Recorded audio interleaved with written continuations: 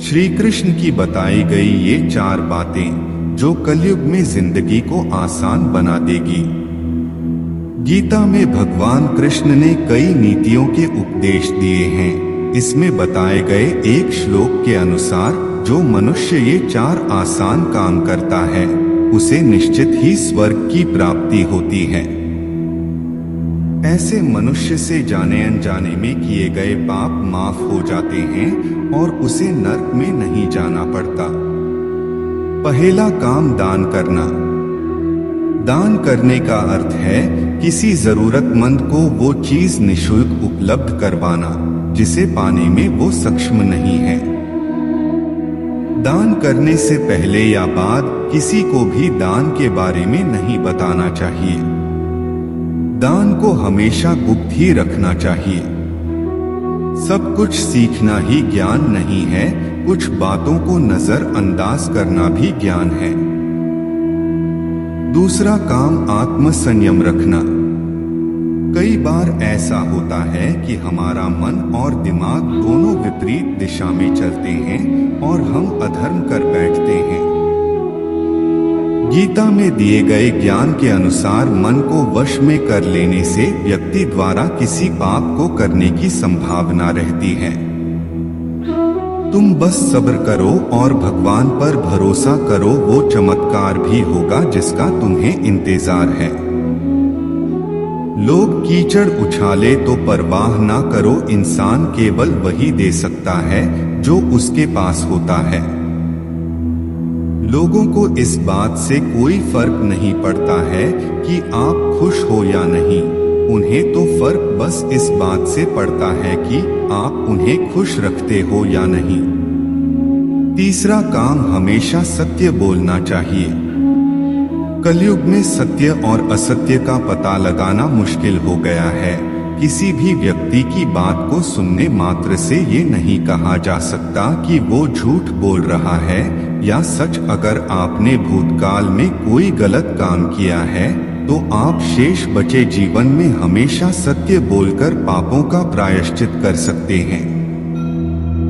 श्री कृष्ण कहते हैं, स्वर्ग का सपना छोड़ दो, नरक से डरना छोड़ दो, कौन जाने क्या पाप क्या पुण्य हैं। किसी का दिल न दुखे अपने स्वार्थ के लिए, बाकी सब कुदरत पर छोड़ दो। ना पैसा बड़ा ना पद बड़ा, मुसीबत में जो साथ खड़ा वो सबसे बड़ा। कुछ रास्तों पर अकेले ही चलना पड़ता है, ना दोस्त ना परिवार, बस आप और आपकी हिम्मत। चौथा काम ध्यान या जप करना चाहिए। आधुनिक युग में ऐसे लोग बहुत कम बचे हैं जो रोजाना ध्यान करते हो। पूजा पाठ भगवान को प्रसन्न करने के लिए नहीं बल्कि स्वर्ण का स्वर्ण से मिलन करवाने के लिए की जाती है। आत्मध्यान करके हम आत्म साक्षात्कार कर सकते हैं। नियमित रूप से स्वच्छ मन से जप या ध्यान करने से भूल से हुई गलतियों से पार पाया जा सकता है। बिना किसी शिकायत और निंदा के सिर्फ एक दिन बिताकर देखो, शांति और खुशी ढूंढनी नहीं पड़ेगी।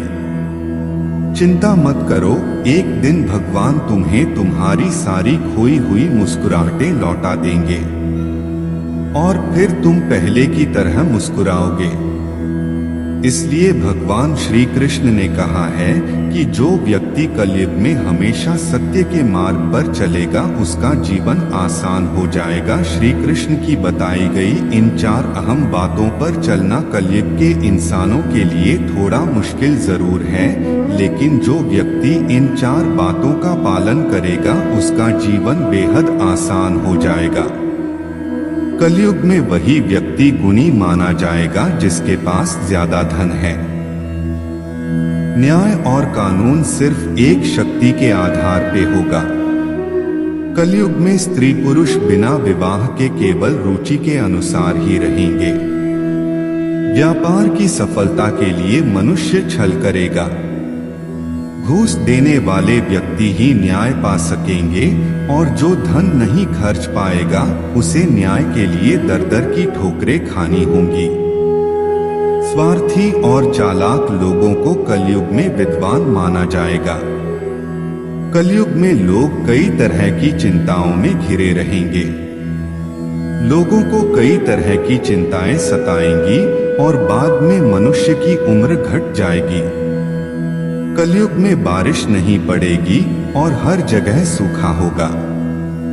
मौसम बहुत विचित्र अंदाज ले लेगा। कभी तो भीषण सर्दी होगी, तो कभी असहनीय गर्मी, कभी आंधी तो कभी बाढ़ आएगी और इन्हीं परिस्थितियों से लोग परेशान रहेंगे। कलयुग में जिस व्यक्ति के पास धन नहीं होगा उसे लोग अपवित्र, बेकार और अधर्मी मानेंगे। विवाह के नाम पे सिर्फ समझौता होगा और लोग स्नान को ही शरीर का शुद्धिकरण समझेंगे। जितना अपने पास है उसमें खुशी ढूंढो, उससे ज्यादा की उम्मीद लगाओगे तो पहली खुशी भी खो दोगे। कभी भी दूसरों को आगे बढ़ता देखकर जलन मत करो और उसे क्रॉस करने की कोशिश करो। दूसरे को हराकर जीतने का मजा खेल में आता है, धंधे में नहीं। समझदार लोग दूसरों को क्रॉस करके आगे निकल जाते हैं और किसी का नुकसान भी नहीं करते। दूसरे वो बेवकूफ लोग जो अपना तो कुछ संवार नहीं सकते लेकिन दूसरों का बना बनाया काम खराब जरूर कर देते हैं।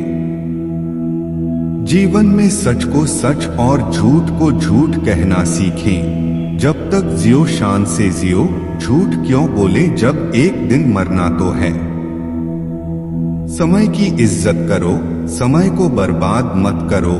समय अब का इंतजार नहीं करेगा, जो करना है समय पर करो।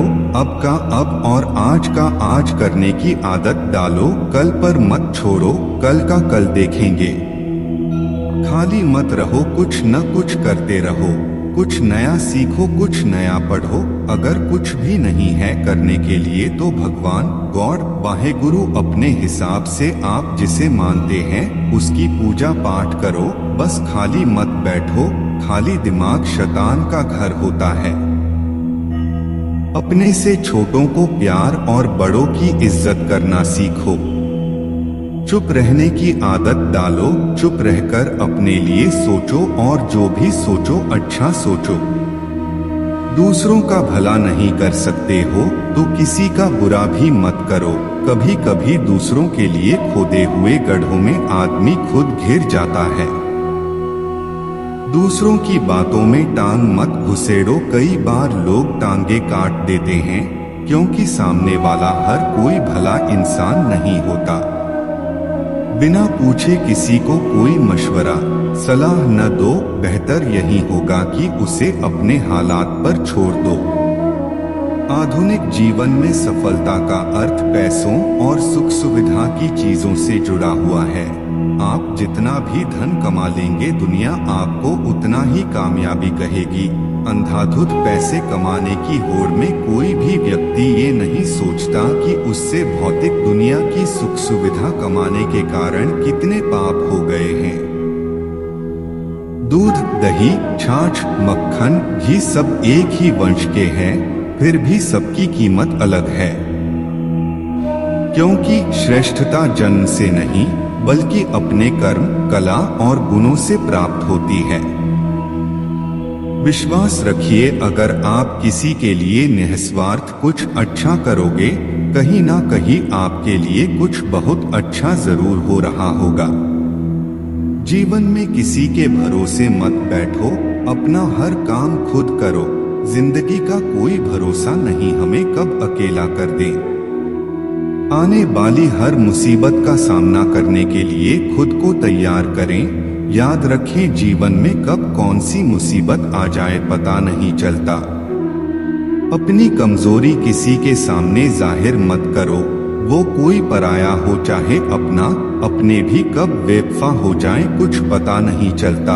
हमारी कमजोरियों का लोग गलत प्रयोग बहुत करते हैं। कलयुग के इस दौरे में कोई भी व्यक्ति सत्य और ईमानदारी पर भरोसा नहीं करेगा। हर कोई बुरे कर्मों में लिप्त रहेगा। वासना सबसे बड़ा अधर्म बन जाएगा। सभी की पहली जरूरत भौतिक सुख पाना होगा और किसी को भी भक्ति में दिलचस्पी नहीं होगी। संतान अपने माता पिता को बहिष्कार कर उन्हें अकेला छोड़ देगी। लोग अपने माता पिता एवं शिक्षकों का अनादर करेंगे। धर्म और कर्म को मानने वालों की संख्या कम हो जाएगी और हर और पाप ही पाप होंगे।